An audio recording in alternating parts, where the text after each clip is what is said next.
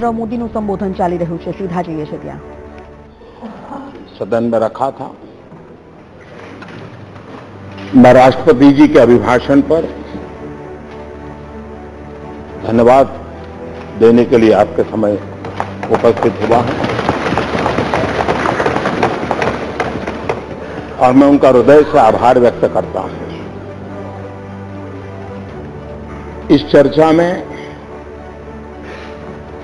आदरणीय श्री मल्लिकार्जुन जी, श्री तारिक अनवर जी, श्री जयप्रकाश नारायण जी, श्री तथागत जी, सतपति जी, कल्याण बनर्जी, श्री ज्योतिरादित्य सिंधिया, कई वरिष्ठ महानुभावों ने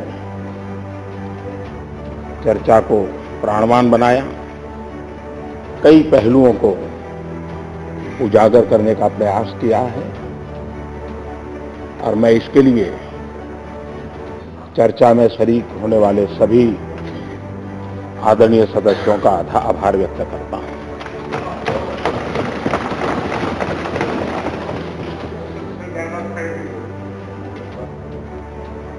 कल भूकंप आया.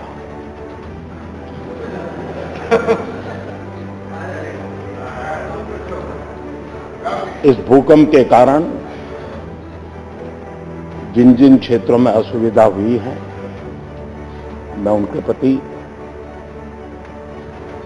अपनी भावना व्यक्त करता हूं और केंद्र सरकार राज्य के पूरे संपर्क में है. स्थिति में कोई आवश्यकता हो तो कुछ टीमें वहां पहुंच भी गई है, लेकिन आखिर भूकंप आ ही गया.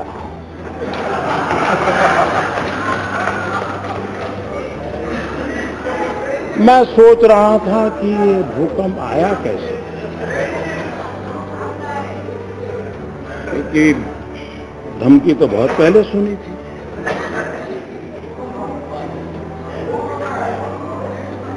कोई तो कारण होगा कि धरती मां इतनी रूठ गई होगी.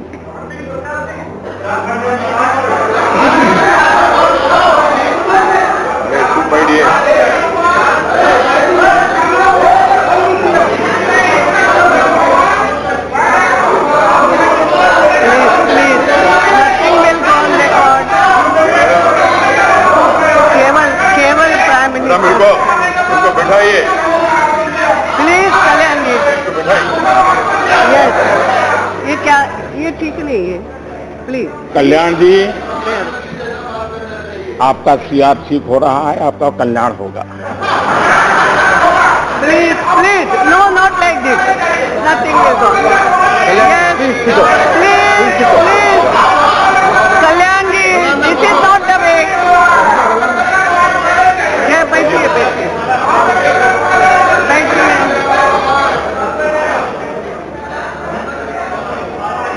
यस.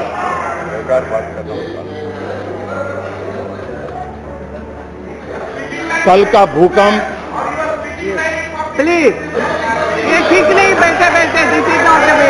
आपके क्या है ये? प्लीज थोड़ी शांति रखिए.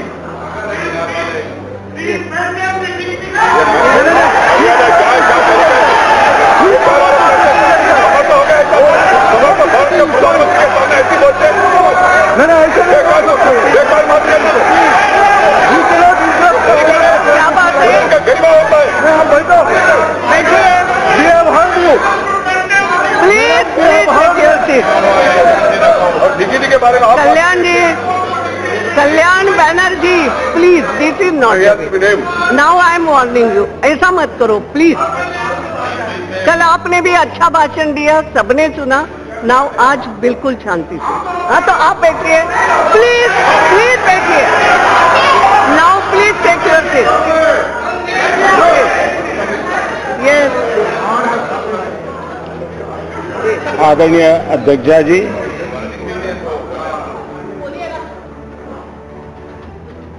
मैं सोच रहा था कि आखिर भूकंप आया तो जब कोई स्कैम में भी सेवा का भाव देखता है,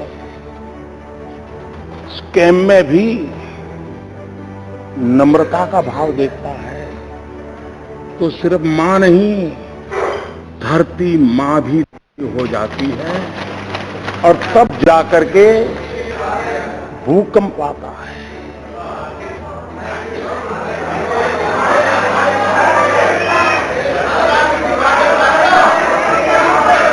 और इसलिए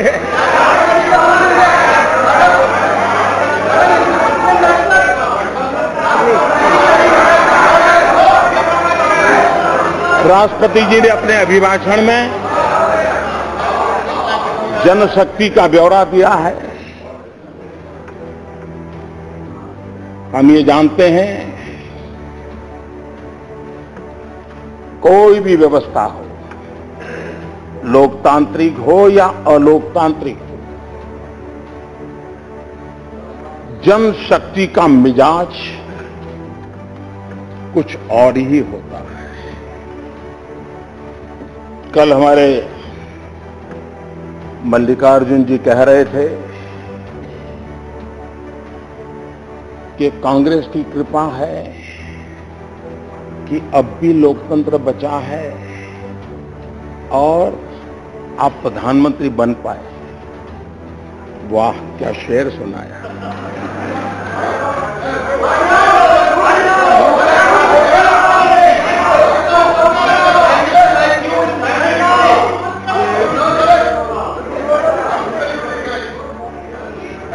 बहुत बड़ी कृपा की आपने इस देश पर, लोकतंत्र बचाया। कितने महान लोग हैं, लेकिन अध्यक्षा जी, उस पार्टी के लोकतंत्र को देश भली भांति जानता है। पूरा लोकतंत्र एक परिवार को आहूत कर दिया गया है।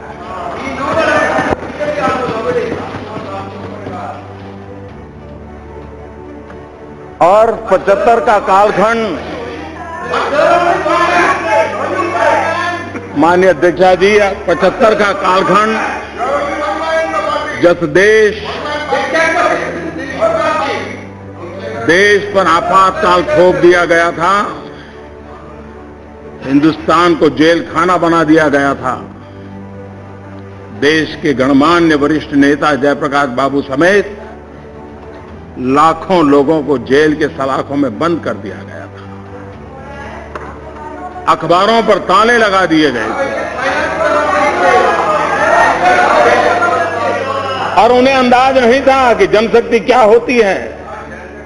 लोकतंत्र को कुचलने के ढेर सारे प्रयासों के बावजूद भी इस देश की जनशक्ति का सामर्थ्य था कि लोकतंत्र पुनः प्रस्थापित हुआ। और उस जनशक्ति की ताकत है कि गरीब मां का बेटा भी इस देश का प्रधानमंत्री बन सकता है।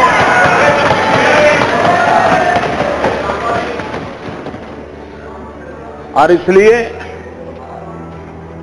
राष्ट्रपति जी ने जनशक्ति का उल्लेख करते हुए जो कहा है, चंपारण सत्याग्रह शताब्दी का वर्ष है। इतिहास सिर्फ किताबों की अटारी में पड़ा रहे तो समाज जीवन को प्रेरणा नहीं देता है। हर युग में इतिहास को जानने का, इतिहास को जीने का प्रयास आवश्यक होता है। उस समय हम थे या नहीं थे, हमारे कुत्ते भी थे या नहीं थे, औरों के कुत्ते हो सकते हैं।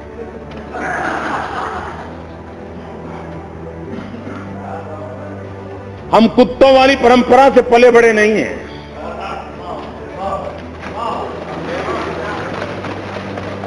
लेकिन देश के कोटि कोटि लोग थे, जब कांग्रेस पार्टी का जन्म भी नहीं हुआ था। 1857 का स्वातंत्र संग्राम इस देश के लोगों ने जान की बाजी लगा करके लड़ा।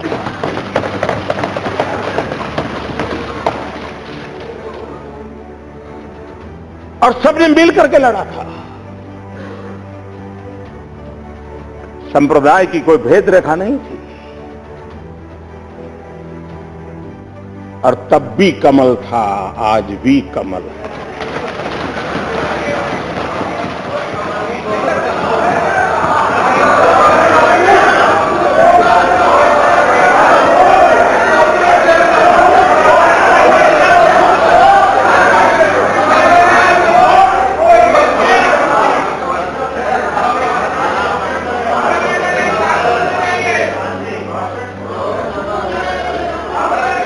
यहां बहुत ऐसे लोग हैं जो मेरी तरह आजादी के बाद पैदा हुए हैं, और इसलिए हम में से बहुत लोग हैं जिनको आजादी के लड़ाई में सौभाग्य नहीं मिला, लेकिन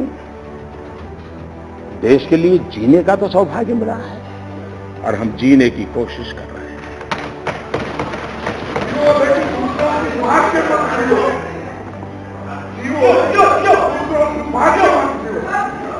माननीय अध्यक्षा जी,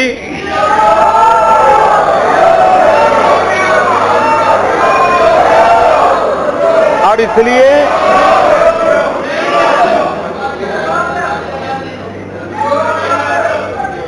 अपार जनशक्ति देश ने दर्शन किए हैं। लाल बहादुर शास्त्री जी, उनकी अपनी गरिमा,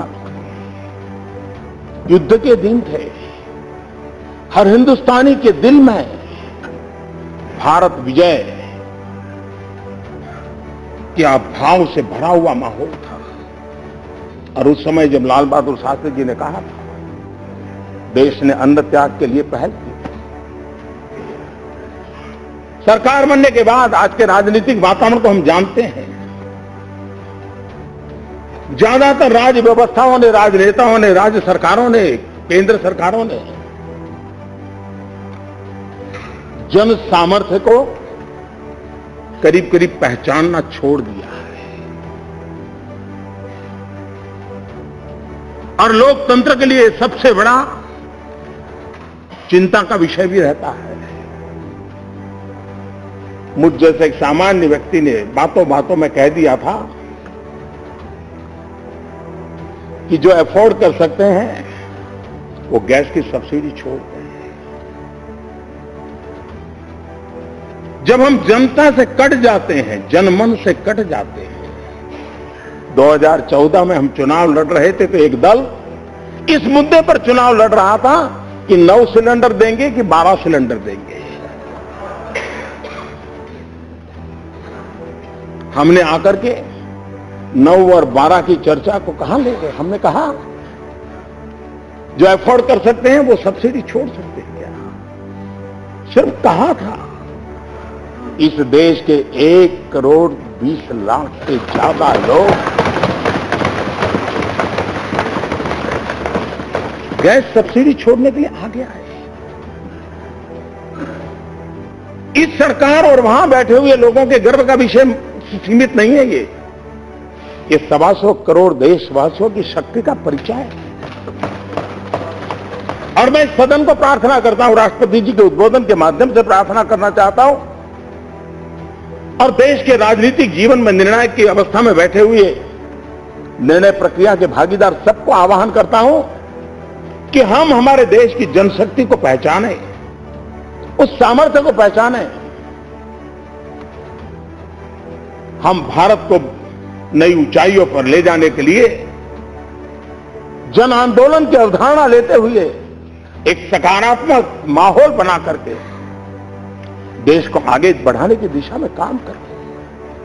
आप देखिए, पहले नहीं मिले, उससे ज्यादा परिणाम मिलेंगे और उसके कारण अनेक गुना ताकत बढ़ जाएगी देश की बढ़ने वाली। इसमें से कोई ऐसा नहीं है कि जो आने वाला कल बुरा देखना चाहता है। इसमें कोई ऐसा नहीं है जो हिंदुस्तान का बुरा चाहता है। हर कोई चाहता है गरीब का भला हो। हर कोई चाहता है गांव गरीब किसान को कुछ मिले। पहले भी किसी ने प्रयास नहीं किया, ऐसा कहने वालों में से मैं नहीं हूं। मैं इस सदन में बार बार कह चुका हूं, मैं लाल किले पर से बोल चुका हूं कि अब तक जितनी सरकारें आई, जितने प्रधानमंत्री आए, हर किसी का अपना अपना योगदान है। उस तरफ बैठे हुए लोगों से कभी सुनने को मिला नहीं है कि इस देश में कोई चाफेकर बंधु भी हुआ करते थे जिनकी शहादत थी आजादी में। इनके मुंह से सुनने को नहीं मिला है। कभी सावरकर जी भी थे जो काला पानी की सजा भुगत रहे थे, तब देश आजाद हुआ है। उनके मुंह से कभी सुनने को नहीं मिल रहा है। कोई भगत सिंह, चंद्रशेखर आजाद भी थे कि जिन्होंने देश के लिए बलि चढ़ाया था। उनको तो लगता है कि आजादी सिर्फ एक परिवार ने दिलवाई है, समस्या की जड़ वहां है। हम देश को उसकी पूर्णता में स्वीकार करें और इसलिए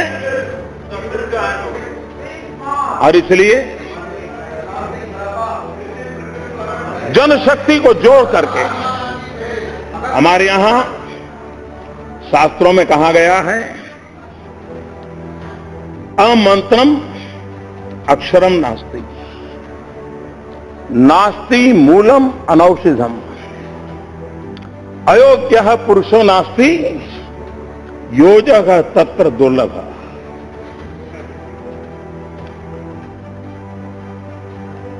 कोई अक्षर ऐसा नहीं होता है जिसको मंत्र में जगह पाने का पोटेंशियल ना हो। कोई ऐसा मूल नहीं होता है जिसकी औषध में जगह पाने का पोटेंशियल ना हो। कोई इंसान ऐसा नहीं होता है कि जो कुछ कर करके समाज और देश को दे सके। जरूरत होती है योजकः तत्र दुर्लभ, योजक की जरूरत है। और इस सरकार ने हर शक्ति को संवार करके जोड़ने का एक प्रयास किया और जनशक्ति के भरोसे उसको आगे बढ़ाने का प्रयास किया है। स्वच्छता का अभियान, मैं हैरान हूं, क्या इस बात के लिए हमें सोचना नहीं चाहिए कि आजादी के इतने साल हो गए। महात्मा गांधी का नाम हम लेते हैं। गांधी के दो प्रिय चित्र। गांधी कहते थे कि आजादी से पहले भी मुझे अगर कोई पाना है तो मुझे स्वच्छता पानी है। हम स्वच्छता की गांधी जी की बात को लेकर आपके सामने आए, देश के सामने आए। इतनी सरकारें आई, इतने संसद चले सत्र, क्या कभी संसद में स्वच्छता विषय पर चर्चा तक हुई है? और इसलिए पहली बार यह सरकार आने के बाद,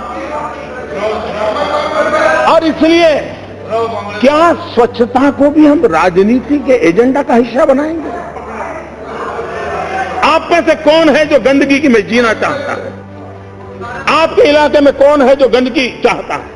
आप भी नहीं चाहते हैं, यहां वाले भी नहीं चाहते हैं, यहां वाले भी नहीं चाहते हैं, कोई नहीं चाहता। लेकिन क्या हम मिल करके एक स्वर में समाज को इस पवित्र कार्य से जोड़ने को, गांधी जी के सपने को पूरा करने के लिए आगे नहीं बढ़ सकते? कौन रोकता है हमें? और इसलिए माननीय अध्यक्ष जी, इस अपार जनशक्ति को आगे लेते हुए इस बार एक चर्चा, अब ये तो सही है कि जब राष्ट्रपति जी का उद्बोधन पर चर्चा होती है और बजट भी आया होता तो बजट की बातें भी आ जाती हैं और राष्ट्रपति जी के उद्बोधन की भी बातें आ जाती हैं। बजट पर चर्चा होगी तब वित्त मंत्री जी विस्तार से इसको कहेंगे। लेकिन एक चर्चा आई है, बजट जल्दी क्यों किया गया? भारत एक कृषि प्रधान देश है। हमारा पूरा आर्थिक कारोबार कृषि पर आधारित है और ज्यादातर कृषि की स्थिति दिवाली तक पता चल जाती है। हमारे देश की एक कठिनाई है कि हम अंग्रेजों विरासत छोड़कर के आए उसको लेकर के चल रहे हैं। हम मई में करीब करीब बजट की प्रक्रिया को से पार निकलते हैं और 1 जून के बाद हिंदुस्तान में बारिश आना शुरू हो जाता है।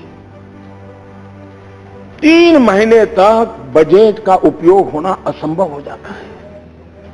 एक प्रकार से हमारे पास कार्य करने का समय बहुत कम बच जाता है और जब समय होता है तब आखिरी दिनों की जो पूर्ति करने के लिए हम जानते हैं, हर सरकार जानती है कि दिसंबर से मार्च तक किस प्रकार से बिल कटते हैं और किस प्रकार से रुपये खर्च किए दिखाए जाते हैं। अब ये हमने सोचना चाहिए। अब मैं किसी की आलोचना नहीं करना, अभी भी किसी को समझ आता है क्या कारण था कि आजादी के कई वर्षों तक बजट शाम को 5 बजे आता था। किसी ने सोचा नहीं, बस 5 बजे चल रहा है। क्यों चल रहा है भाई? 5 बजे इसलिए बजट चलता था कि यूके की पार्लियामेंट के टाइम के हिसाब से हिंदुस्तान में अंग्रेजों के जमाने से शाम को 5 बजे बजट आया। अब हमने उसको ही चालू रखा और हम बहुत कम लोगों को मालूम होगा, हम घड़ी ऐसे पकड़ते हैं तो इंडियन टाइम है, लेकिन घड़ी ऐसे पकड़ते हैं तो लंदन टाइम है। आपके पास घड़ी है तो देख लीजिए। उसी प्रकार से हाँ, ये दिखाने के लिए ताकि कई लोगों को बहुत चीजें समझ नहीं आती, पता नहीं चलता।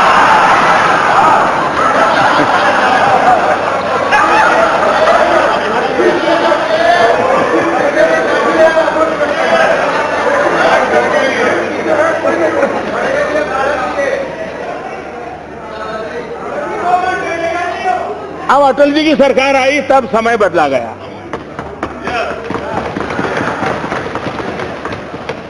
हमारा भी प्रयास है और जब आपकी सरकार थी तब आप लोगों ने भी बजट के समय के संबंध में कमेटी बनाई थी, उसका विस्तृत रिपोर्ट है और आप भी चाहते थे कि ये समय बदलना चाहिए और उन्होंने जो प्रपोजल दी है हमने उसी को पकड़ा है, लेकिन आप लोग नहीं कर पाए क्योंकि आपकी प्रायोरिटी अलग है। आप चाहते नहीं थे ऐसा नहीं है, लेकिन उस प्रायोरिटी में नंबर कब लगेगा? तो इसलिए जो बातें आपके समय हुई है उन बातों को ये बड़े गर्व से कहना चाहिए, आपको फायदा उठाइए ना। ये तो हमारे समय हुआ था।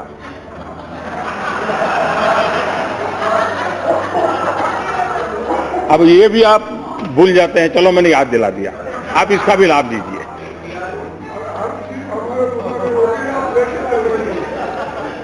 रेलवे के संबंध में भी विस्तार से चर्चा जब बजट होगी, लेकिन एक बात हम समझे कि 90 साल पहले जब रेल बजट आता था तब ट्रांसपोर्टेशन का एक प्रमुख मोड सिर्फ रेलवे था। आज ट्रांसपोर्टेशन एक बहुत बड़ी अनिवार्यता बनी है और इकलौता रेलवे नहीं है, कई प्रकार के ट्रांसपोर्टेशन के मोड हैं। जब तक हम कॉम्प्रिहेंसिवली ट्रांसपोर्ट इस विषय को जोड़ करके नहीं चलेंगे तो हम समस्याओं से जूझते रहेंगे और इसलिए मुख्य धारा में रेलवे व्यवस्था भी रहेगी, उसमें कोई प्राइवेटाइजेशन को कोई तकलीफ नहीं है, उसकी स्वतंत्रता तो को कोई तकलीफ नहीं है, लेकिन सोचने के लिए सरकार एक साथ कॉम्प्रिहेंसिव हर प्रकार के मोड ऑफ ट्रांसपोर्ट को देखना शुरू करे, आवश्यक है। और हमने जब से आए हमने रेलवे में बजट में बदलाव किया है। आप जानते हैं कि पहले बजट में हमारे गौड़ा जी ने बताया था कि करीब 1500 घोषणाएं हुई थी और कौन मजबूत है, कौन हाउस में ज्यादा परेशान करता है, उसको ध्यान में रख करके उसको खुश रख करके एक चीज बोली दी जाती थी, वो भी ताली बजा देता था, अपने इलाके में जाके बता देता था ये काम हो गया। हमने देखा था 1500 ऐसी चीजें हुई थी जिनका कागज पर ही मोक्ष हो गया था। तो ये ऐसा हम क्यों करते हैं? मैं जानता हूं इससे राजनीतिक दृष्टि से हमें नुकसान होता है, लेकिन किसी ने तो जिम्मा लेना पड़ेगा। देश में जो गलत चीजें डेवलप हो चुकी हैं उसको हम रोके और ब्यूरोक्रेसी को सूट करता है जी, ऐसी चीजों को सूट करती है कि राजनेता ताली बजा दे, वो उनकी गाड़ी चला करे, मुझे नहीं चलानी है जी। देश के सामान्य मानवी की आशा आकांक्षाओं के लिए फैसले लेने हैं, अच्छे फैसले लेने का प्रयास है। अच्छी तरह करने का प्रयास, और इसलिए हम उस दिशा में आगे बढ़ रहे हैं, हम इसको काम को कर रहे हैं। एक विषय नोटबंदी का आया। पहले दिन से ये सरकार कह रही है हम नोटबंदी पर चर्चा करने के लिए तैयार हैं, लेकिन आप लोगों को लगता था कि टीवी पर कतार देखते हैं तो कल कभी न कभी कुछ हो जाएगा, फिर देखेंगे। आपको लग रहा था कि इस समय चर्चा करने से शायद मोदी फायदा उठा जाएगा, और इसलिए चर्चा के बजाय आपको टीवी बाइट देने में ही इंटरेस्ट था, इसलिए चर्चा नहीं हुई। अच्छा है, इस बार आपने थोड़ा बहुत स्पर्श किया है, और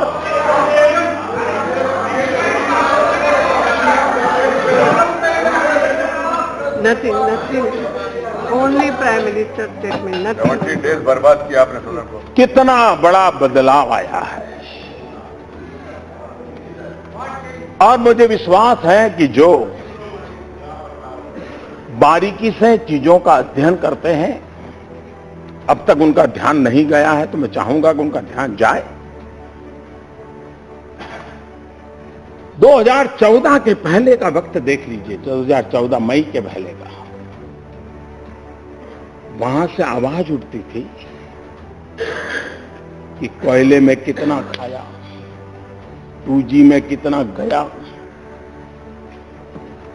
जल करप्शन में कितना गया, वायु करप्शन में कितना गया, आसमान के करप्शन में कितना गया, कितने लाख गए, कितने लाख, यही वहां से आवाज आती थी। कि मेरे लिए कितनी खुशी की खबर है कि जब वहां से आवाज आती थी, मोदी जी कितना लाए, कितना लाए, कितना, तब आवाज उठती थी कितना गया, अब आवाज उठ रही कितना लाए। इससे बड़ा जीवन का संतोष क्या हो सकता है? इससे बड़ा जीवन का, यही तो सही कदम है, यही तो सही कदम है। दूसरा, हमारे खड़गे जी ने कहा कि काला धन हीरे जवाहरात में है, सोने में है, चांदी में है, प्रॉपर्टी में है। मैं आपकी बात से सहमत हूं, लेकिन ये सदन जानना चाहता है ये ज्ञान आपको कब हुआ?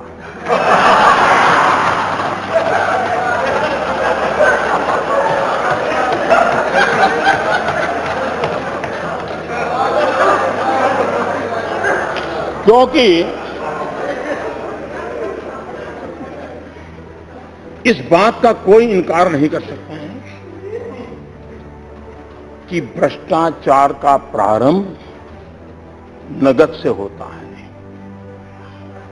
उसकी शुरुआत नगद से होती है, परिणाम में प्रॉपर्टी होती है, परिणाम में ज्वेलरी होती है, परिणाम में गोल्ड होता है, शुरुआत नगद से होती है। दूसरा, आपको मालूम है कि यही बुराइयों के केंद्र में है, बेरावी प्रॉपर्टी है, जवाहरात है, गोल्ड है, चांदी है। जरा आप लोग बताइए, 1988 में जब समान राजीव गांधी देश के प्रधानमंत्री थे, पंडित नेहरू से भी ज्यादा बहुमत इस सदन में आपके पास था, दोनों सदन में आपके पास था। पंचायत से पार्लियामेंट तक सब कुछ आपके कब्जे में था, आप ही आप थे, कोई नहीं था। 1988 में आपने बेनामी संपत्ति का कानून बनाया। आपको जो ज्ञान आज हुआ है,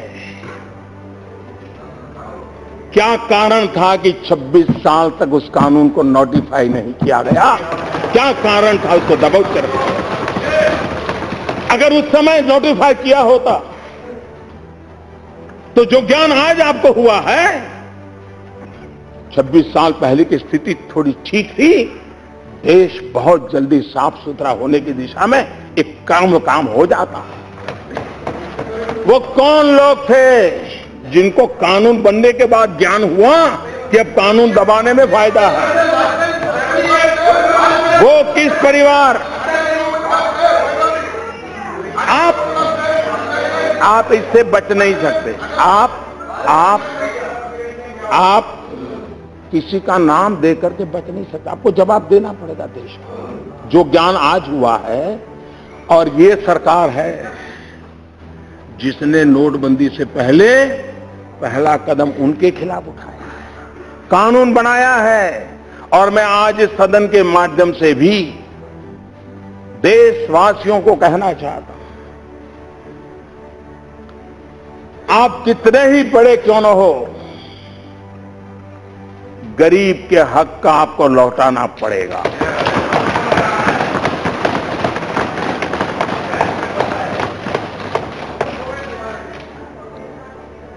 और मैं इस रास्ते से पीछे लौटने वाला नहीं हूं।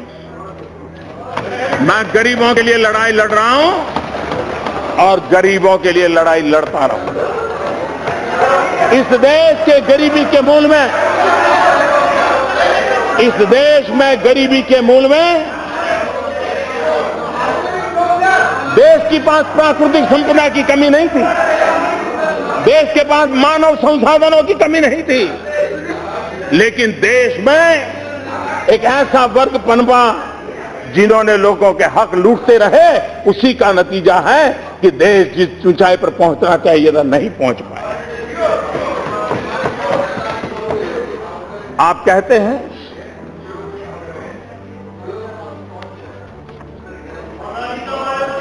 कुछ लोग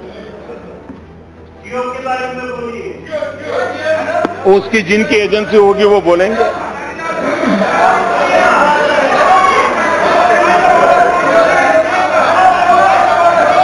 एक बात मैं कहना चाहूंगा,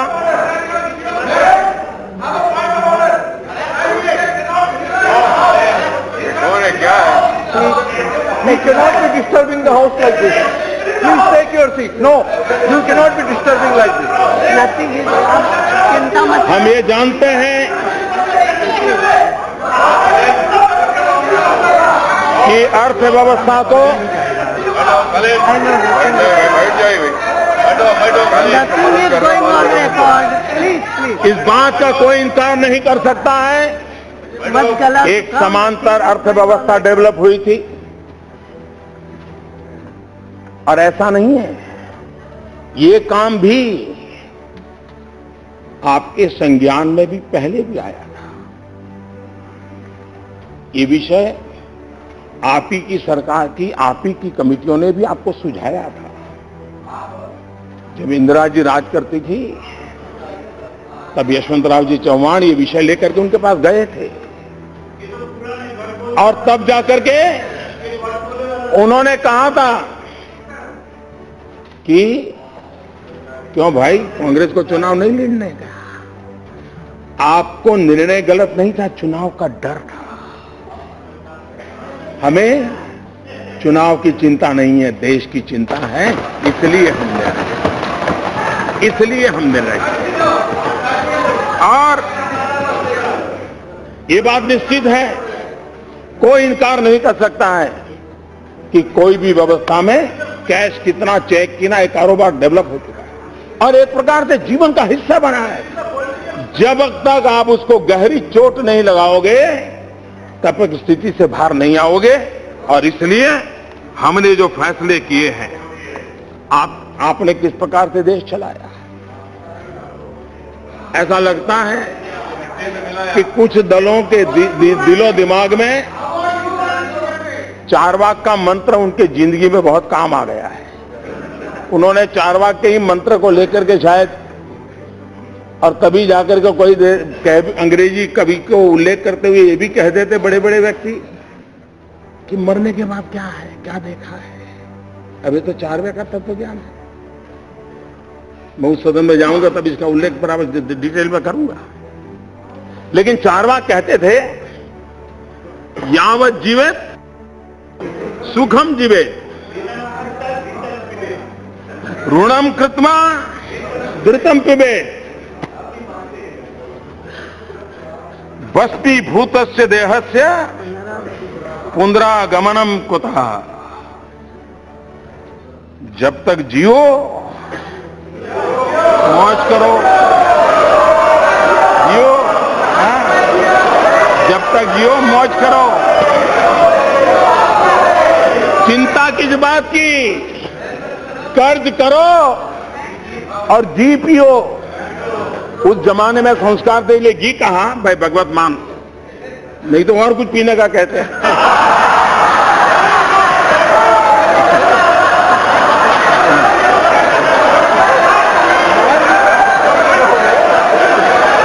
लेकिन उस समय ऋषियों ने, वहां संस्कार थे तो उन्होंने घी पीने की बात कही थी। शायद आज का जमाना होता तो गुरुहत पीने की चर्चा करनी पड़ती। लेकिन इस प्रकार की फिलॉसफी से कुछ लोगों को लगता है कि जब अर्थव्यवस्था इतनी अच्छी चल रही थी तो आपने ऐसे समय ऐसा निर्णय क्यों किया। ये बात सही है।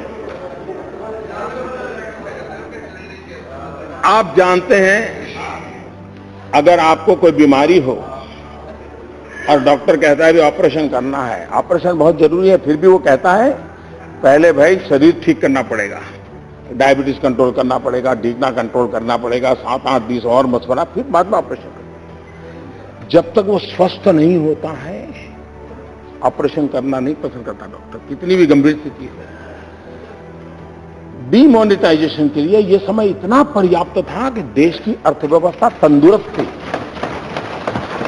अगर दुर्बल होती हम ये कतई सफलतापूर्वक नहीं कर पाते। ये तब सफल होता है ताकि अर्थव्यवस्था मजबूत थी। और इसी समय दूसरा, इसका समय ऐसा मत सोचिए कि हड़बड़ी में होता है। इसके लिए मोदी का अध्ययन करना पड़ेगा आपको।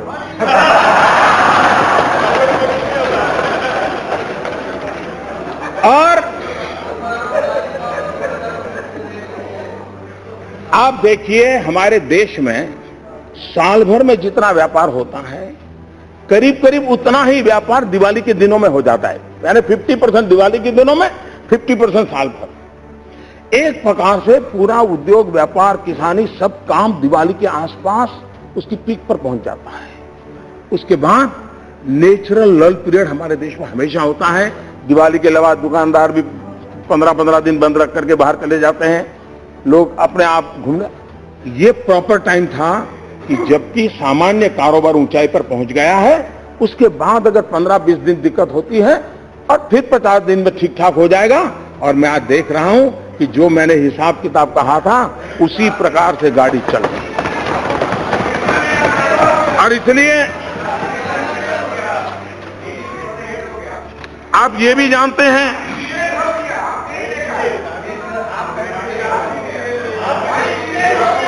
आप ये जानते हैं, एक जमाना था इनकम टैक्स डिपार्टमेंट की मर्जी पर, एक समय था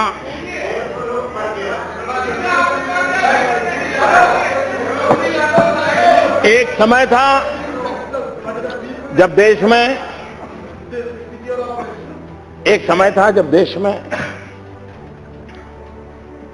इनकम टैक्स अधिकारी मनमर्जी पड़े वहां जाकर के धमकते थे। और बाकी क्या होता था, पुराना इतिहास को जो दोहराने की जरूरत नहीं है। नोटबंदी के बाद सारी चीजें रिकॉर्ड पर है, कहां से आया, किसने लाया, कहां रखा। अब उसमें से टॉप नामों को टेक्नोलॉजी के द्वारा, डाटा माइनिंग के द्वारा निकाल दिए गए हैं। अब इनकम टैक्स ऑफिसर को कहीं जाना नहीं है, सिर्फ एसएमएस करके पूछना है कि भाई जरा बताइए डिटेल क्या है। आप देखिए, किसी भी प्रकार का अफसरशाही के बिना जिसको भी मुख्य धारा में आना है उसके लिए एक अवसर प्राप्त हो चुका है। और मैं मानता हूं इससे बहुत क्लीन इंडिया, जैसे स्वच्छ भारत का मेरा अभियान चल रहा है, वैसा ही आर्थिक जीवन में स्वच्छ भारत का अभियान भी बहुत तेजी से आगे बढ़ रहा है। और बेनामी संपत्ति का कानून पास हो चुका है, नोटिफाई हो चुका है। और जदा खड़गे जी ने कहा वहीं पर सब कुछ है, अच्छा सुझाव आपने दिया है, हम भी कुछ करके दिखाएंगे। और जो भी सुन रहे हैं वो भी समझे और उसके प्रावधान पढ़ लें कि कितना बड़ा कठोर कानून है। जिसके पास भी बेनामी संपत्ति है उनसे मेरा आग्रह है, अपने चार्टर्ड अकाउंटेंट से जरा पूछ ले आखिर के प्रावधान क्या है। और इसलिए मेरा सबसे आग्रह है कि मुख्य धारा में आइए, देश के गरीबों का भला करने के लिए आप भी कुछ कंट्रीब्यूट कीजिए, आप भी कुछ कंट्रीब्यूट कीजिए।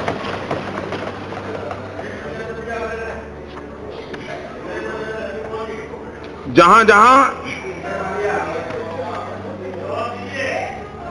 कभी कभी लगता है कि ये निर्णय अचानक हुआ क्या, मैं जरा जानकारी देना चाहता हूं। जिस दिन हमारी सरकार बनी सबसे पहला काम किया कैबिनेट में एसआईटी बनाई। सुप्रीम कोर्ट ने कहा था और लंबे अरसे तक लटका पड़ा था कि विदेश के काले धन के लिए एसआईटी बनाओ, हमने बनाई।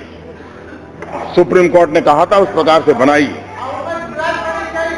और सुप्रीम कोर्ट ने क्या कहा था, क्या कहा था? 26 मार्च 2014, since 1947 for 65 years nobody thought of bringing the money straight away in foreign banks to the country. The government has failed in its role for 65 years. This court feels that you have failed in your duty, and so it gives an order for the appointment of the committee headed by former judges of this court. 3 years have passed, but you have not done anything to implement the order. What have you done? Except for filing one report, you have done nothing. ये 24 मार्च 2014 को supreme court ने उस सरकार को कहा है।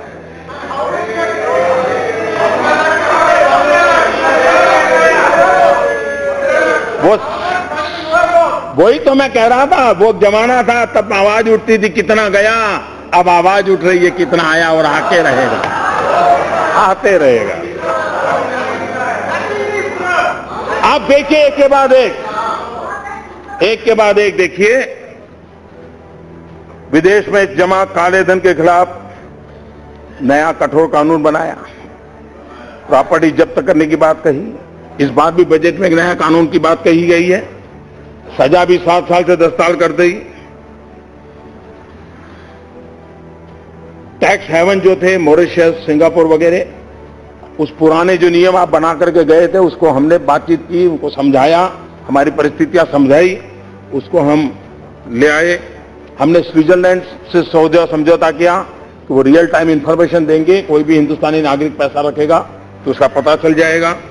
हमने America सहित कई देशों के साथ इस प्रकार के समझौते किए हैं, जहां भी हमारा कोई भी भारतीय नागरिक, भारतीय मूल का व्यक्ति पैसे रखेगा तो उसकी जानकारी भारत को मिलेगी। उसी प्रकार से प्रॉपर्टी बिक्री 20,000 से ज्यादा नगद नहीं, इसकी चर्चा हमने नहीं किया।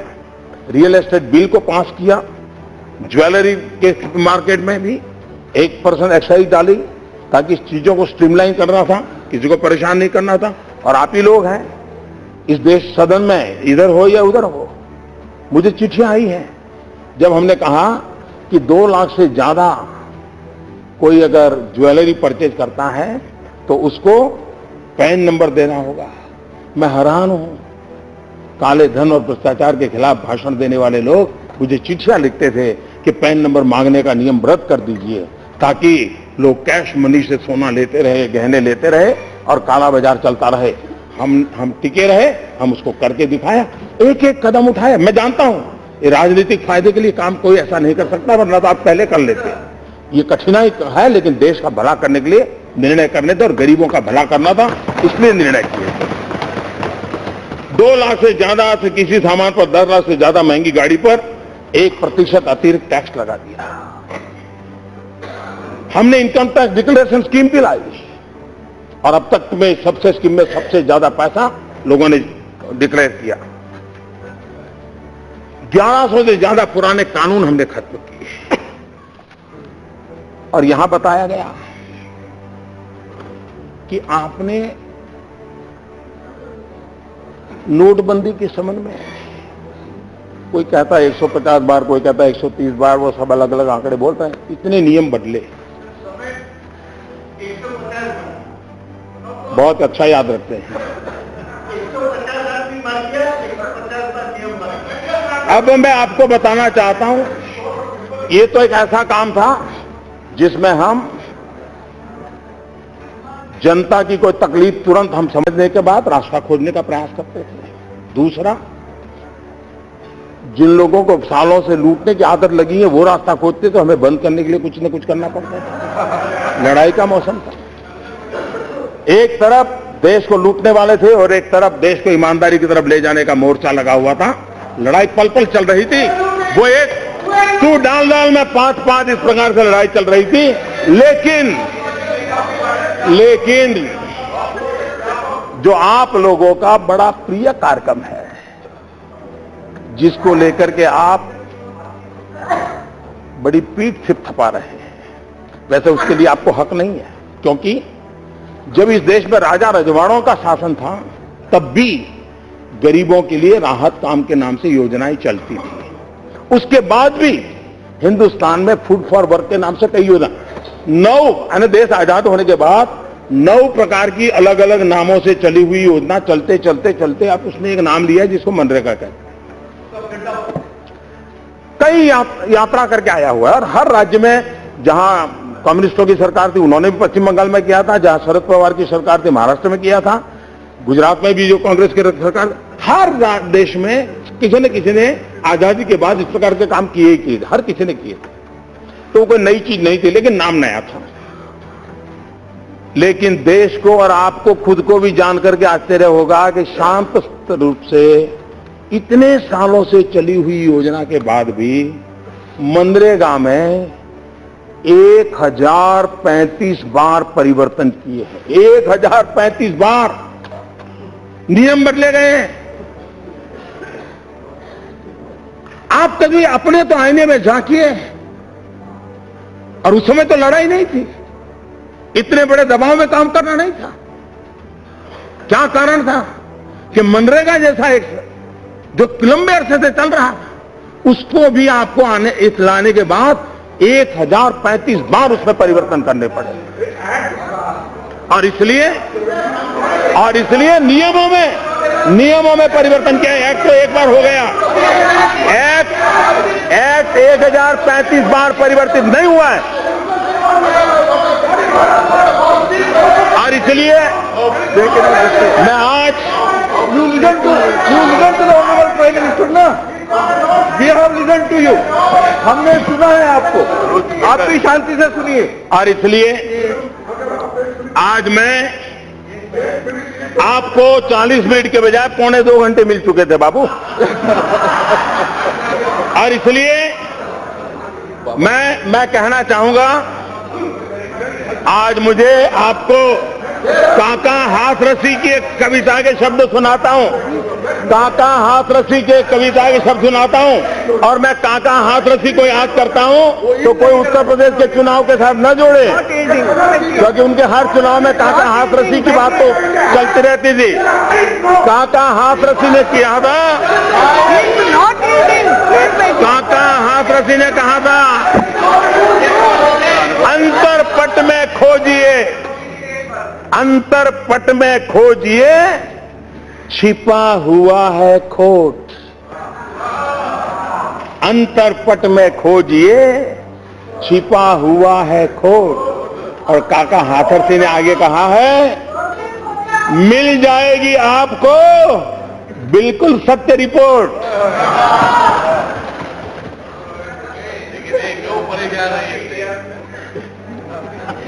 आदरणीय अध्यक्ष जी, मैंने एक बात की ओर और भी ध्यान देना चाहता हूं। सरकार नियमों से चलती है, संवैधानिक जिम्मेवारियों के साथ चलती है। जो नियम आपके लिए थे वो नियम हमारे लिए भी है, लेकिन फर्क कार्य संस्कृति का होता है। नीतियों की ताकत भी नियत से जुड़ी हुई होती है।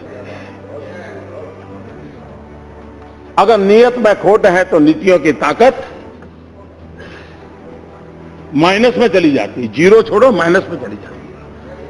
और इसलिए हमारे देश में उस कार्य संस्कृति को भी समझने की जरूरत। जब भी हम कुछ बोलते हैं यहां से, ये तो हमारे समय था, ये तो हमारे समय था, तो आज मुझे लग रहा है कि मैं ही उसी पर खेलूं थोड़ा। आपके मैदान में खेलने के लिए आना पसंद करूंगा आज मैं। और इसलिए ऐसा क्यों हुआ? ऐसा तो नहीं है कि आपको ज्ञान नहीं था। आपको ज्ञान कल ही हुआ ऐसा थोड़ा था, आपको जानकारी थी। लेकिन महाभारत में कहा है इस प्रकार से, जानामि धर्मम न च मे प्रवृत्ति, जानामि अधर्मम न च मे निवृत्ति। धर्म क्या है वो तो आप जानते हैं, लेकिन वो आपकी प्रवृत्ति नहीं थी। अधर्म क्या है वो भी जानते थे, लेकिन उसे छोड़ने का आपका सामर्थ्य नहीं था। मैं बताता हूं जी, हम मुझे कहिए नेशनल ऑप्टिकल फाइबर नेटवर्क, अगर मैं उसके लिए कुछ भी कहूंगा तो वहां से आवाज उठाई, ये तो हमने शुरू किया था। मैं हमने शुरू किया था उसी से शुरू करना चाहता हूं। अब देखिए, नेशनल ऑप्टिकल फाइबर नेटवर्क 2011 से 14 3 साल सिर्फ 59 गांवों में ये ऑप्टिकल फाइबर नेटवर्क लगा, और उसमें भी लास्ट माइल कनेक्टिविटी का प्रावधान नहीं था। प्रोक्योरमेंट भी पूरी तरह सेंट्रलाइज था। वो तो क्या कारण है सब जानते हैं। अब आप देखिए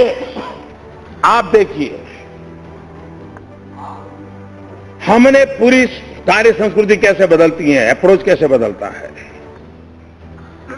सब राज्योों को पहले साथ में लिया। लास्ट माइल कनेक्टिविटी मतलब स्कूल में ऑप्टिकल फाइबर नेटवर्क मिलना चाहिए, अस्पताल में मिलना चाहिए, पंचायत घर में मिलना चाहिए, इन प्राथमिकताओं को तय किया। प्रोक्योरमेंट क्या था, वो भारत सरकार के हाथ से रख करके हमने उसको डिसेंट्रलाइज कर दिया, और परिणाम यह आया कि इतने कम समय में अब तक 76,000 गांवों में optical fibre network last mile connectivity के साथ पूरा हो गया।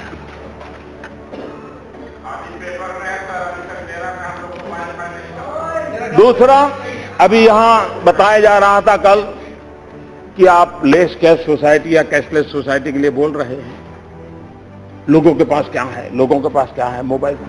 मैं हैरान हूं। मैं तो 2007 के बाद से जितने चुनाव सभाएं सुनी है, आपके नेता गांव-गांव जाके कहते हैं कि राजीव गांधी कंप्यूटर रिवॉल्यूशन लाए, राजीव गांधी मोबाइल फोन लाए, राजीव गांधी ने गांव-गांव कनेक्टिविटी कर दी। आप ही का भाषण है। और जब मैं आज कह रहा हूं कि उस मोबाइल का उपयोग बैंक में भी कन्वर्ट किया जा सकता है, तो आप कहते हैं मोबाइल फोन ही कहां है। ये समझ भी आ रहा है भाई। आप ही कह रहे थे हमने इतना कर दिया, जब मैं उसमें कुछ अच्छा जोड़ रहा हूं तो कहते नहीं वो तो है ही नहीं। तो ये क्या समझा रहे थे आपको जी? क्यों ऐसा कर रहे हो जी? दूसरी बात है, ये आप भी मानते हैं, मैं भी मानता हूं कि पूरे देश के पास सब नहीं है, लेकिन मान लो अगर 40% के पास है, तो क्या उन 40% लोगों को इस आधुनिक व्यवस्था से जोड़ने की दिशा में हम सबका सामूहिक प्रयत्न रहना चाहिए कि नहीं रहना चाहिए? 60% का चलो बाद में देखेंगे, कहीं तो शुरू करें। और इसका लाभ है, डिजिटल करेंसी को हम कम ना आके, आज हमारा एक एटीएम उसका संभालने के लिए एवरेज 5 पुलिस वाले लगते हैं। करेंसी को एक जगह से दूसरे ले जाने के लिए सब्जी और दूध के मोबिलाइजेशन के लिए जितना खर्चा होता है, उससे ज्यादा उसके मोबिलाइजेशन से खर्चा होता है। अगर हम इस बातों को समझे तो जो कर सकते हैं, सब नहीं कर पाएंगे, हम समझ सकते हैं, लेकिन जो कर सकते हैं उनको करने के लिए प्रोत्साहित करना ये नेतृत्व का काम होता है, किसी भी दल का हो। उससे लोगों का भला होने वाला है। अभी मुझे कोई बता रहा था, एक सब्जी वाले ने शुरू किया, कल ही कोई मुझे रिपोर्ट देके गया। उसको पूछा तेरा क्या फायदा है? बोले साहब पहले क्या होता था, एक तो मेरे ग्राहक परमानेंट थे, सबको मैं जानता था। अब मान लीजिए 52 रुपीज का सब्जी लिया तो फिर वो मैडम कहती थी चलिए जेब और पैसे नहीं, 50 रुपए का नोट ले लो, तो बोले मेरे 2 रुपए चले जाते थे। अब मैं भी बोल नहीं पाता था, और बोले मैं लगाता था हिसाब, तो साल भर में मेरा 800-1000 रुपया, ये रुपया 2 रुपया न देने में ही हो जाता था। बोले इसके कारण भीम ऐप लगाने के बाद 52 रुपया है तो 52 रुपया मिलता है, 53 रुपया है तो 53 मिलता है, 48 रुपीज 45 पैसा है तो पूरा मिलता है। बोले मेरा तो 800-1000 रुपया बच गया। देखिए चीजें कैसे बदलती है, और इसलिए हम कम से कम, आप मोदी का विरोध करें कोई बात नहीं, आपका काम भी है, करना भी चाहिए, लेकिन जो अच्छी चीज है उसको आगे बढ़ाए। जहां है मान लीजिए गांव में नहीं है, शहरों में है तो आगे तो बढ़ाओ, उसको योगदान करो, देश का भला होगा, हम और किसी व्यक्ति का भला नहीं है। और इसलिए मैं आग्रह करूंगा कि ऐसी चीजों में हम मदद कर सकते हैं तो करनी चाहिए। कार्य संस्कृति कैसे बदलती है, अब ये रोड बनाना क्या हमारे आने के बाद हुआ क्या? ये टोडरमल के जमाने से चल रहा है, शेरशाह सूरी के जमाने से चल रहा है। तो ये कहना कि ये तो हमारे जमाने से था, हमारे जमाने से था, आप कहां जाओगे भाई? लेकिन फर्क क्या है, पिछली सरकार में प्रधानमंत्री ग्रामीण सड़क योजना प्रतिदिन 69 किलोमीटर होती थी, हमारे आने के बाद 111 किलोमीटर होती है। ये फर्क। और हमने रोड बनाने में स्पेस टेक्नोलॉजी का उपयोग किया है। स्पेस टेक्नोलॉजी से फोटोग्राफी होती है, मॉनिटरिंग होता है। हमने रेलवे में ड्रोन का उपयोग किया है, फोटोग्राफी करते हैं, काम का हिसाब लेते हैं। कार्य संस्कृति टेक्नोलॉजी की मदद से कैसे बदलाव लाया जा सकता है। आवास योजना, ग्रामीण आवास योजना, राजनीतिक फायदा उठाने के लिए नामों को जोड़ करके उसका जो उपयोग हुआ, लेकिन फिर भी आपके समय में एक साल में 10,83,000 10,83,000 घर बनते थे। इस सरकार में एक वर्ष में 22,27,000 घर बने, 22 lakh. National urban renewal mission एक महीने में 8,017 घर बने। हमारी योजना से 13,530 घर बने। रेलवे, पहले ब्रॉड गेज रेलवे का कमीशनिंग एक साल में 1500 किलोमीटर हुआ करता था। पिछले साल ये बढ़कर के 1500 किलोमीटर से सामने 3,000 किलोमीटर, डबल। और हम 3500 किलोमीटर तक। और इसलिए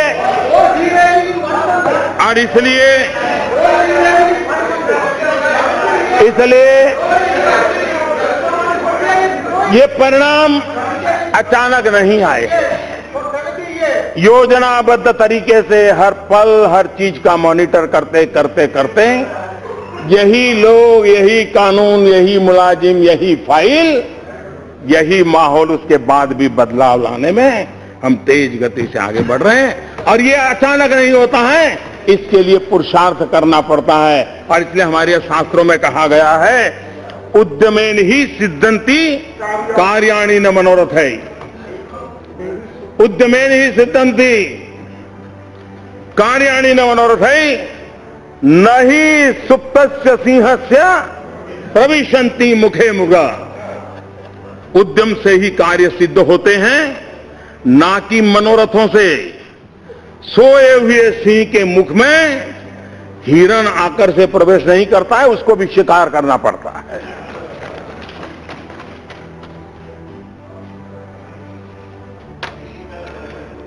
आदरणीय अध्यक्ष महोदय, कुछ मूलभूत परिवर्तन कैसे आते हैं? हम जानते हैं कि राज्यों के इलेक्ट्रिसिटी बोर्ड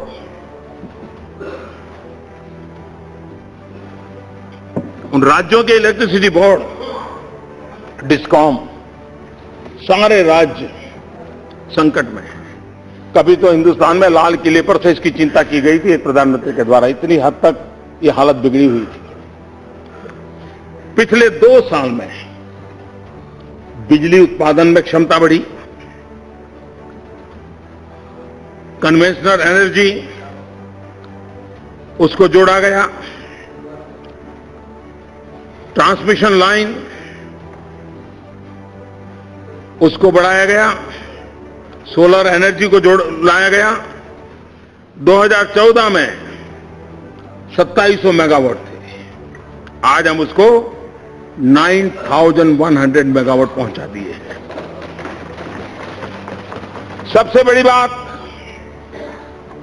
डिस्कॉम योजना के कारण, उदय योजना के तहत राज्यों को उस योजना जब वो सफल कर पाएंगे, करीब करीब 1,60,00,000 से ज्यादा रकम राज्यों की तिजोरी में बचने वाली है। और राज्यों के साथ जोड़ करके अगर भारत सरकार ने 1,60,00,000 की घोषणा कर दी होती तो चारों तरफ कहते कि वहां मोदी सरकार ने इतना पैसा दिया। हमने योजना ऐसी बनाई कि राज्यों के खजाने में 1,60,000 करोड़ रुपया डिस्कॉम के द्वारा, उदय योजना के द्वारा बचत होने वाली है, जो उनके लिए विकास के काम आने वाली है। और ऊर्जा क्षेत्र का जो बोझ है, उस बोझ से वो बचने वाले हैं। कोयला, आप जानते हैं कोयला जहां से निकलता था उसके नजदीक नहीं दिया जाता था, दूर दूर से दिया। क्यों? तो बोले रेलवे को थोड़ा कमाई हो जाए। हमने कहा कमाल हो गई, रेलवे की कमाई के लिए इतना सारा भोगते, हमने रेशनलाइज कर दिया, जहां नजदीक है उसी को कोयला वहां से मिले, कोयले का खर्चा हो, उस दिशा में प्रयास किया। और उसके कारण करीब करीब कोयले में 1300 करोड़ रुपया ट्रांसपोर्टेशन खर्च कम हुआ है। एलईडी बल्ब, अब ये तो हम नहीं कहते एलईडी बल्ब हम लाए, वैज्ञानिक शोध हुई, आपने भी शुरू किया, लेकिन आपके जमाने वो एलईडी बल्ब करीब 300, 350, 380 उस रुपये में चलते थे। एलईडी बल्ब से एनर्जी सेविंग होता है। हमने एक बड़ा मिशन रूप में काम उठाया और करीब करीब इतने कम समय में, पिछले 8-9 महीने से इस योजना को बल दिया है, इतने कम समय में 21 करोड़ एलईडी बल्ब लगाने में हमने सफलता पाई और तेज गति से आगे बढ़ रहा है। और अब तक जो एलईडी बल्ब लगे हैं उसके कारण परिवारों में जो बिजली का बिल आता था, वो जो बिजली की बिल कम हुआ है, वो परिवारों में करीब करीब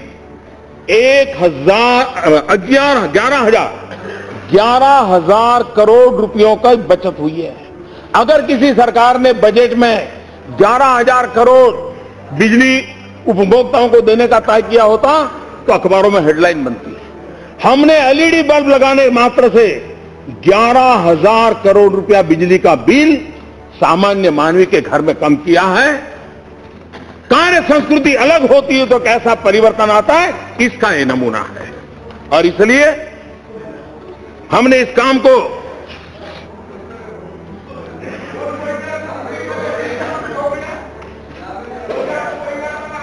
यहां पर हमारे विपक्ष के नेता शेड्यूल कास्ट के बजट के लेकर के भाषण कर रहे थे, लेकिन बड़ी चतुराई पूर्वक 13-14 के आंकड़ों को उन्होंने बोलना अच्छा नहीं माना, खुद का लगाते थे। 13-14 आता था, अटक जाते। शेड्यूल कास्ट सब प्लान कुल आवंटन 2012-13 37,113, 13-14 41,561, 16-17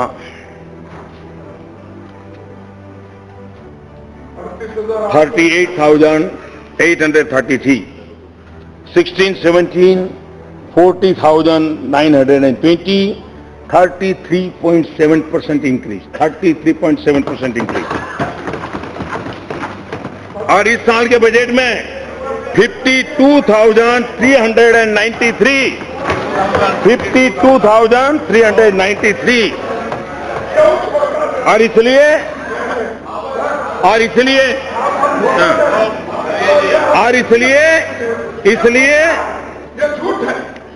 और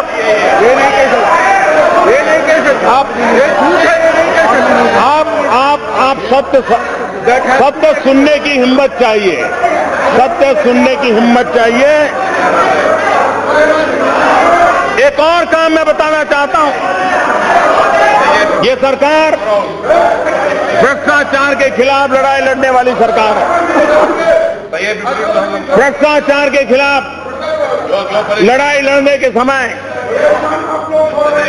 किस प्रकार से काम किए जाते हैं।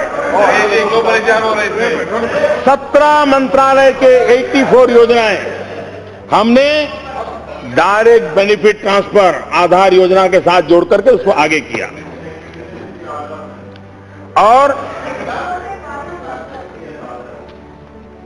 32 करोड़ लोगों को 1,56,000 करोड़ रुपया डायरेक्ट बेनिफिट ट्रांसफर स्कीम में दिया गया। अब उससे क्या लाभ हुआ है, और इसको समझना होगा कि किस प्रकार से हर गली मोहल्ले में चोरी लूट की व्यवस्था रही थी। और मैं जानता हूं इतनी बारीकी से हर जगह पर चोरी लूट को रोकूंगा तो मेरे पर कितना तूफान होगा। और तब जाकर मैंने गोवा में बोला था कि मैं जानता हूं, मैं ऐसे निर्णय करता हूं, मेरे पर क्या बीतेगी मुझे मालूम है, आज भी मालूम है। और इसमें दोबारा कहता हूं, ऐसे ऐसे बड़े बड़े लोगों को तकलीफ हो रही है और ज्यादा होने वाली है। उसके कारण मुझे अंदाज है मुझ पर क्या क्या जुल्म होने वाले हैं, उसके लिए तैयार, उसके लिए तैयार। क्योंकि देश के लिए मैंने ये प्रण लेकर के निकला हुआ इंसान हूं, और इसलिए मैं कदम उठा रहा हूं। पहली योजना, हमारे यहां गैस सिलेंडर जाते थे, सब्सिडी मिलती थी।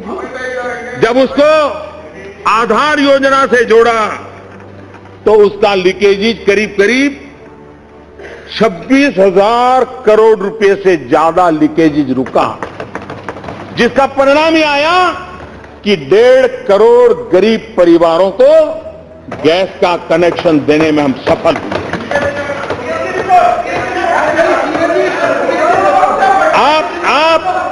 आप जरा अध्ययन कर लीजिए, आप अध्ययन कर। मैं सदन में जब बोलता हूं तो जिम्मेवारी के साथ बोलता हूं।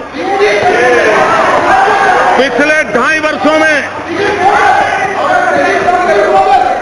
फर्जी राशन कार्ड, गरीब आदमी के हक को छीनने का काम फर्जी राशन कार्ड वाले करते थे।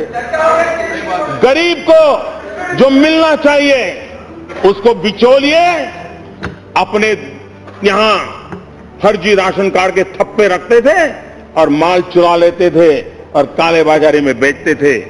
जब से हमने टेक्नोलॉजी का उपयोग किया, आधार का उपयोग किया, करीब 4 करोड़ 3 करोड़ 95 लाख, करीब 4 करोड़ फर्जी राशन कार्ड पकड़े गए। उससे करीब 14,000 करोड़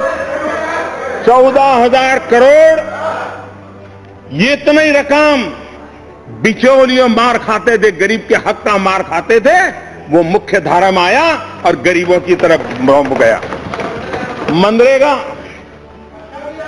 मनरेगा में आधार से पेमेंट दिया जाता है,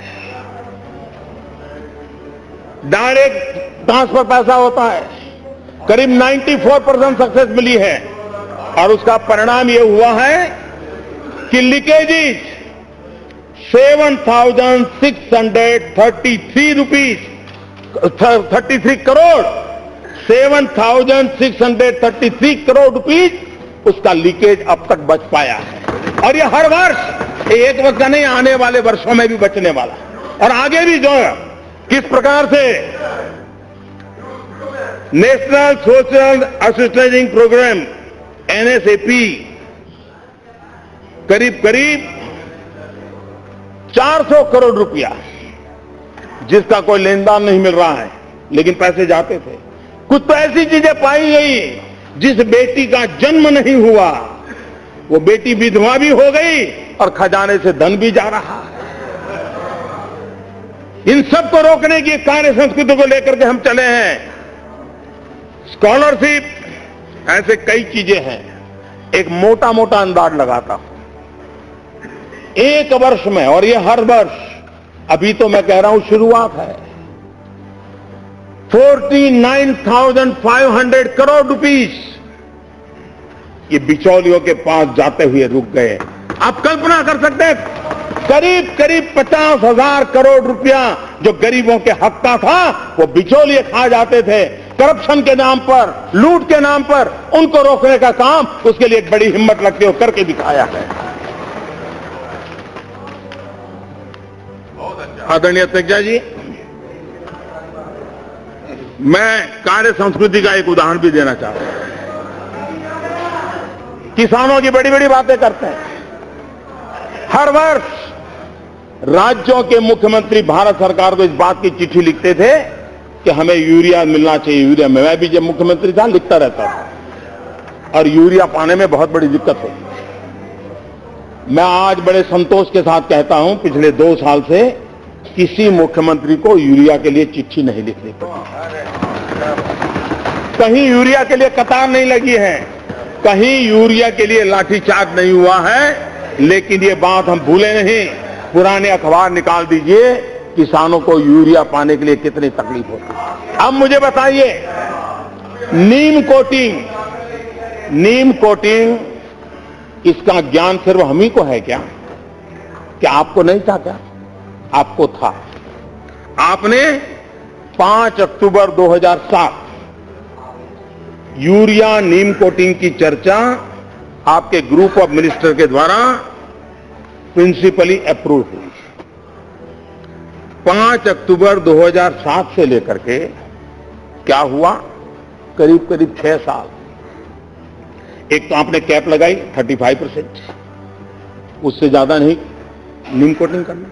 आप 100% नहीं करते तब तो उसका कोई लाभ ही नहीं होता है, क्योंकि यूरिया चोरी होता है, कारखानों में चला जाता है, किसान के नाम पर सब्सिडी के बिल कटते हैं, लेकिन किसान को लाभ नहीं मिलता। यूरिया का दूसरा दुरुपयोग होता था सिंथेटिक मिल्क बनाने में, और उसके कारण गरीब बच्चों की जिंदगी के साथ खेला जाता था। यूरिया को 100% नीम कोटिंग किया। आपने निर्णय किया था 6 साल में आपने सिर्फ 35% का कैप लगाने बाद 35% भी नहीं पहुंच पाए, सिर्फ 20% नीम कोटिंग किया। हमने आकर के इस बात को हाथ में लिया, और 188 देश, आपका 6 साल मेरा 6 महीना, हिंदुस्तान में 100% यूरिया नीम कोटिंग कर दिया। इंपोर्टेड यूरिया को भी नीम कोटिंग कर दिया, और उस नीम कोटिंग का लाभ, इसका हमने सर्वे करवाया है ना। आपकी कार्य संस्कृति हमारी कार्य संस्कृति में फर्क इतना है, नीम कोटिंग की बात आती है आप खड़े हो जाते, ये तो हमारे जमाने का है। तो आपके जमाने का, आपके मैदान में आज खेलना मैंने तय किया है, इसलिए मैं खेल करके दिखाता हूं कि आपका हाल क्या है।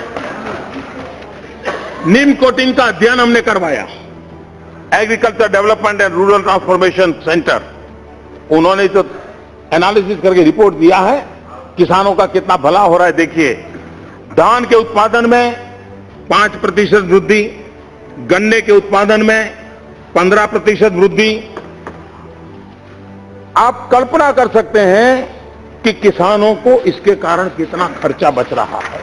किस प्रकार से आदरणीय राष्ट्रपति जी ने हम सबसे एक आह्वान किया है कि लोकसभा और विधानसभाओं के चुनाव साथ साथ होने की दिशा में सोचने का समय आ गया है।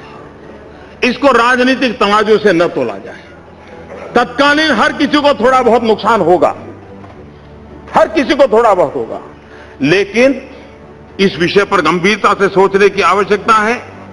आज हर वर्ष 5-7 राज्यों में चुनाव होते ही रहते हैं।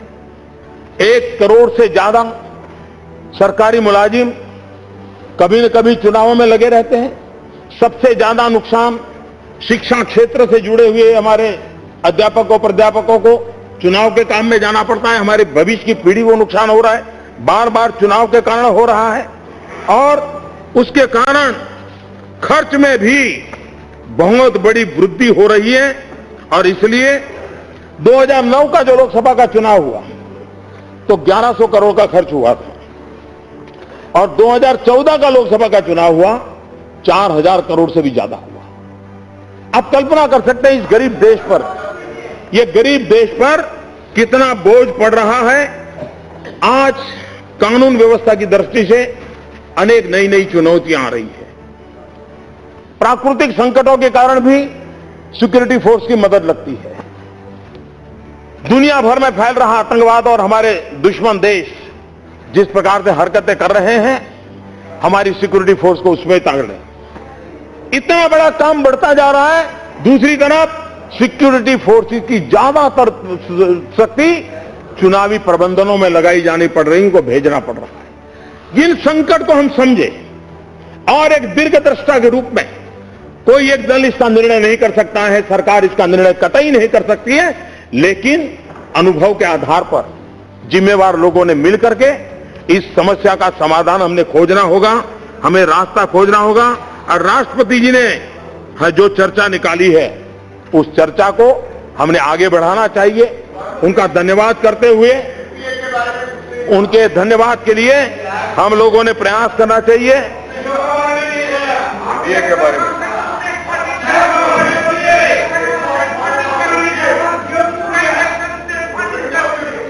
आदरणीय अध्यक्षा जी, हमारे देश की ग्रामीण अर्थकारण को मजबूत किए बिना देश का अर्थकारण आगे नहीं बढ़ता है। मैं हैरान हूं हमारे विपक्ष के नेता को राष्ट्रपति जी के संबोधन में दलित, पीड़ित, शोषित, वंचित, युवा, मजदूर, इनके उल्लेख से भी परेशानी हुई। क्या इस देश में दलित, पीड़ित, शोषित, वंचित इन लोगों का क्या उन लोगों का राष्ट्रपति के भाषण में स्थान नहीं होना चाहिए? उसे पीड़ा होनी चाहिए। मैं हैरान हूं कि ऐसी पीड़ा क्यों होती है। हमने कृषि सिंचाई योजना पर बल दिया क्योंकि मैं मानता हूं, अब आप देखिए मनरेगा में कैसा मूलभूत परिवर्तन आया। आपने 3 साल में सिर्फ 600 करोड़ रुपए बढ़ाया था, हमने आकर के 2 साल में 11,000 करोड़ रुपए बढ़ा दिया। क्यों? हमने उसमें स्पेस टेक्नोलॉजी का उपयोग किया है, हमने उसके अंदर जियो टैगिंग का व्यवस्था की है, और हमने बल दिया है कि तालाब पर बल दिया जाएगा कि सिंचाई, ये सबसे बड़ी बात है। मत्स्य पालन के लिए भी छोटे छोटे तालाब काम आ सकते हैं, गरीब व्यक्ति कमा सकता है, और उसके कारण करीब 10 लाख से ज्यादा तालाब बनाने का संकल्प लेकर के हम चल रहे हैं। और पिछले बार भी हमने तालाब की ओर बल दिया था, उसी से हमारे जो किसान हैं उनको एक बहुत बड़ा लाभ होने की संभावना है। मॉनिटरिंग की व्यवस्था है, जियो टैगिंग के कारण मॉनिटरिंग की व्यवस्था है, उसका भी लाभ होगा। और स्पेस टेक्नोलॉजी, सैटेलाइट के अंदर बहुत चीजें होने के बावजूद भी हम उसका उपयोग नहीं किए। हमने सैटेलाइट छोड़ करके ही अखबारों में, सुर्खियों में जगह बनाने का प्रयास किया। ये सरकार है जिसने लगातार भरपूर प्रयास किया है और उसको भी आगे बढ़ाने के लिए काम करें। प्रधानमंत्री फसल बीमा योजना पहले भी थी, लेकिन फसल बीमा लेने के लिए किसान तैयार नहीं था। फसल बीमा पहले भी थी, लेकिन किसान के हकों की रक्षा नहीं होती थी। मैं चाहूंगा हम सब सार्वजनिक जीवन में काम करने वाले लोग हैं, राजनीतिक दल के सिवाय भी समाज के प्रति हमारी जिम्मेवारी है। इस सदन के सभी लोग प्रधानमंत्री फसल बीमा योजना का अध्ययन करें और हमारे इलाके के किसानों को कैसे मदद मिल सकती है इसका फायदा पहुंचाए। पहली बार बुआई न हुई हो प्राकृतिक आपदा के कारण, तो भी वो बीमा का हकदार बना है, और फसल काटने के बाद भी अगर 15 दिन के अंदर अंदर कोई और आपदा आई तो भी वो फसल बीमा का हकदार बने। ये निर्णय छोटा नहीं है, ये निर्णय छोटा नहीं है और इसलिए ये हम सबका दायित्व बनता है कि हम हमारे किसानों को ये जो लाभ मिला है उस लाभ को हम पहुंचाए। सॉइल हेल्थ कार्ड राजनीतिक मतभेद हो सकता है, लेकिन अपने इलाके के किसानों को सॉइल हेल्थ कार्ड समझाइए, उनका फायदा होगा, उनकी लागत कम हो जाएगी, सही भूमि पर सही फसल से उपयुक्त लाभ होगा। ये सीधा सीधा विज्ञान है, उसमें राजनीति करने की कोई जरूरत नहीं है। इसको हमने आगे बढ़ाना चाहिए और उसमें मैं तो चाहूंगा छोटे छोटे एंटरप्रेन्योर आगे आए, खुद अपनी प्राइवेट लैब बनाएं और वे खुद सर्टिफाइड लैब के द्वारा धीरे धीरे गांवों में भी एक नए रोजगार का क्षेत्र भी खुले, उस दिशा में हमने काम करना चाहिए। आदरणीय अध्यक्ष महोदय, हमने और भी अनेक विषयों यहां पर युवाओं के लिए चर्चा हुई, रोजगार के अवसर, मुद्रा योजना से करीब करीब 2 करोड़ से ज्यादा लोगों को बिना कोई गारंटी जो धन दिया गया है, या तो वो खुद अपने पैरों पर खड़ा हुआ है या पहले से था तो एक अधिक व्यक्ति को रोजगार देने के लिए वो ताकत आई है।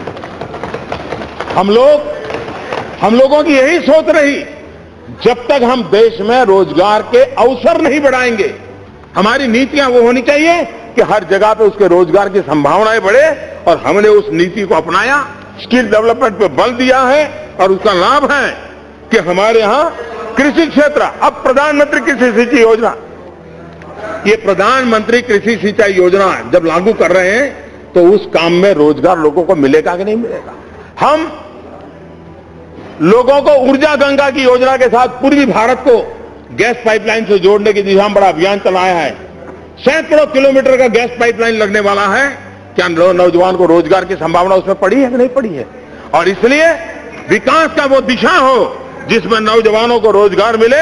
हमने अभी टेक्सटाइल में, जूतों के क्षेत्र में अनेक इनिशिएटिव लिए हैं, जिसके कारण अनेक लोगों को नए रोजगार और नए नए क्षेत्रों में रोजगार की इसकी संभावना हुई है। देश के छोटे उद्योग को बढ़ावा देना बहुत जरूरी है। इस बजट में भी बहुत महत्वपूर्ण फैसले किए हैं और छोटे छोटे उद्योगों को जितना बल मिलेगा उसके कारण हमारे देश में रोजगार की संभावनाएं बढ़ेगी।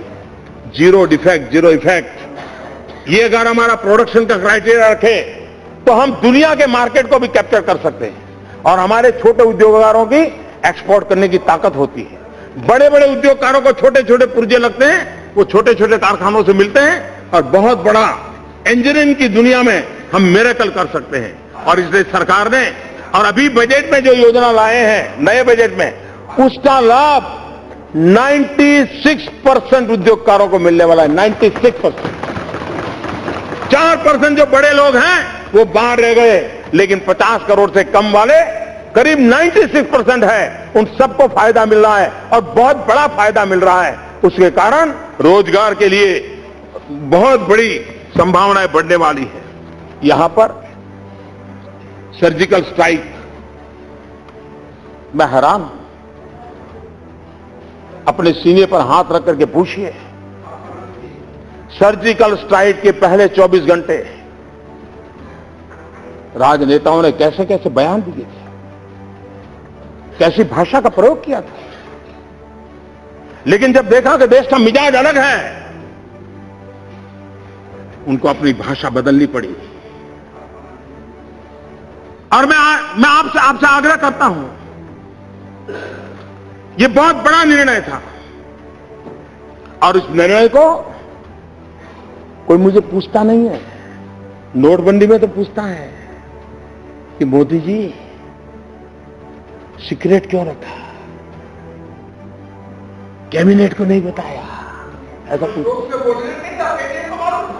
कैबिनेट को भी नहीं बताया, बोले कैबिनेट को भी नहीं बताया। सर्जिकल स्ट्राइक के संबंध में कोई नहीं पूछ रहा है। भाइयों बहनों, हमारे देश की सेना उसके जितने गुणगान करे, हमारी देश की सेना का जितना गुणगान करे उतना कम है। और इतने बड़े फ्लट में इतनी सफल सर्जिकल स्ट्राइक की है। परेशान कर रही है, मैं जानता हूं। सर्जिकल स्ट्राइक आपको परेशान कर रही है और इसलिए सर्जिकल स्ट्राइक आपकी मुसीबत ये है कि पब्लिक में जाके बोल नहीं पाते हो, अंदर पीड़ा अनुभव कर रहे हो, ये आपकी मुसीबत है। लेकिन आप मान के चलिए, ये देश हमारी सेना इस राष्ट्र की रक्षा के लिए पूरी सामर्थ्यवान है, पूरी शक्तिवान है। आदरणीय अध्यक्ष महोदय, यस प्लीज। मुझे विश्वास है कि हम इस सदन में संवाद हो, नए नए शोध हो, नए नए विचारों को रखा जाए, क्योंकि हम लोग तो ज्ञान के पुजारी हैं, विचारों को स्वागत करने वाले लोग हैं। जितने नए विचार मिलेंगे, किसी भी दिशा में से विचार आए, जरूरी नहीं है कि विचार इसी दिशा में आए, इसी दिशा में विचार आए, उत्तम विचारों का स्वागत है। क्योंकि हमें सबने मिलकर के, अल्टीमेट हम सबका उद्देश्य है हमारे देश को आगे बढ़ाना। अल्टीमेटली हम सबका उद्देश्य है देश को बुराइयों से मुक्त कराना। अल्टीमेटली हमारा उद्देश्य है कि इस देश को नई ऊंचाइयों पर ले जाना। और विश्व के अंदर एक अवसर आया है, ऐसे अवसर बहुत कम आते हैं। आज की जो विश्व की अवस्था है, उसमें भारत के लिए एक अवसर आया है। इस अवसर का अगर हम फायदा उठाएं और एक स्वर से, एक ताकत के साथ हम दुनिया के सामने प्रस्तुत होंगे, मुझे विश्वास है विश्व में भी जो सपना देख करके हमारे पूर्वज चले थे, उसको हम पूरा कर सकते हैं। आदरणीय अध्यक्ष महोदय, आपने मुझे समय दिया, सदन ने मुझे सुना, इसके लिए मैं आपका आभारी हूं। और मैं फिर एक बार आदरणीय राष्ट्रपति जी को हृदय से अभिनंदन करते हुए मेरी बात को विराम देता हूं। बहुत बहुत धन्यवाद। ऑनरेबल मेंबर्स, हो गया, क्या होता है, किस बात पर